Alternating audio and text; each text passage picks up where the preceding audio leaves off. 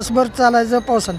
पण पाऊस असल्यावर इतका आनंद वाटतो की म्हणजे सगळ्यात महत्त्वाचा आनंद पाऊस असल्यावर. लोकांना वाटतं की पावसाळा म्हणजे वारकऱ्याची गैरसोय होईल. नाही लय अहो गैरसोय होत नाही. आनंदात वारकरी सगळी चालते ती उलटी पाऊस असल्यावर. आलात सातारा पुशेगाव खटाव तालुक्यातून आलेलो आहे मी. माझं गाव शिंदेवाडी आहे. मी आता ही 40वी माझी वारी आहे. तर अशा वाऱ्या करण्यात म्हणजे इतका आनंद वाटतो की हा स्वर्गीय सोहळा नाही.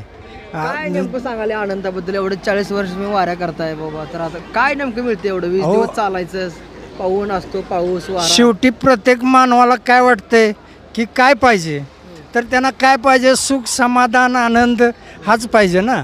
तर प्रपंचात सुख समाधान आनंद नाही, पण या वारीत इतका आनंद आहे की 12 महिने अटळकार अशी वारी चालू असावी, इतका असा आनंद वाटतो की. आणि आयुष्यही वाढतंय त्याच्यामुळं.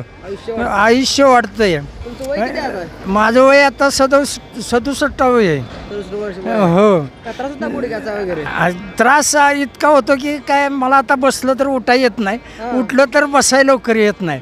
पण अहो असं आहे, आमचा एक विचार असा आहे की अभंग आहे महाराजांचा, देह जावो अथवा राहो पांडुरंगी दृढ भाव.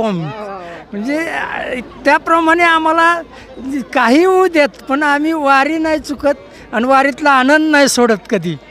फार सांगाल का वारीचे? एवढे 40 वर्ष तुम्ही वारी करतायत, एखादा अविस्मरणीय क्षण असतो किंवा एखादा अनुभव आला असतो? असा अनुभव भरपूर म्हणजे सांगा प्रेक्षकांसाठी.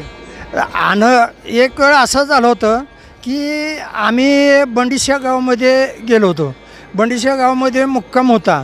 तर तिथं इतका पाऊस होता की अक्षरशः त्या पावसात आम्हाला झोपायलाच जागा कुठं नव्हती.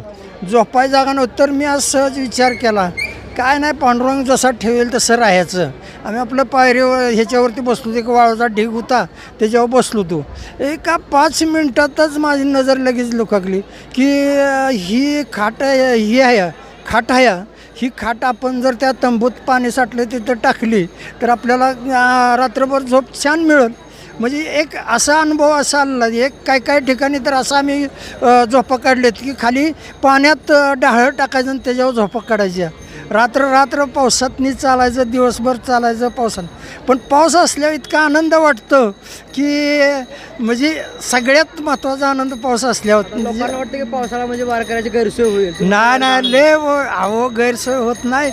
आनंदात वारकरी सगळी चालते ती उलटी पाऊस असल्यावर.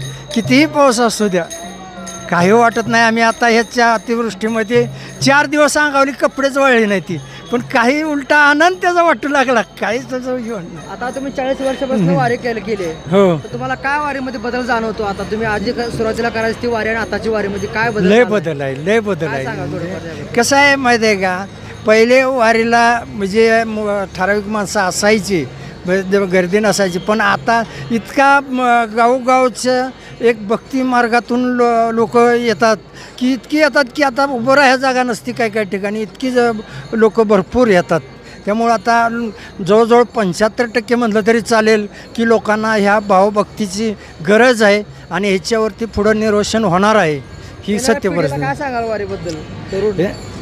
बघा, पिढीला आता कसं आहे, आता उलटी पिढी ह्याच्यापेक्षा मागल्यापेक्षा सुधरत जाईल. कारण का सुधरत जाईल तर पहिली 10 लोक न शिकवता वारी शिकवत होती किंवा वारीचं महत्त्व सांगत होती. पण आता जागोजाग वारकऱ्यांच्या शाळा निघालेल्या आहेत, लहान मुलांच्या शाळा निघालेल्या आहेत. त्यात शेकडो मुलं आता शिकून सनी लोकांना सांगू शकतात. म्हणजे ह्याचा आनंद वारीनं नव्या पिढीला पुरासा अगदी घेता येईल असं सांगू शकतील. कारण तुम्ही आम्ही सांगण्यापेक्षा मुलांनी सांगितलेलं फार त्यांना गोडी वाटणार आहे. धन्यवाद.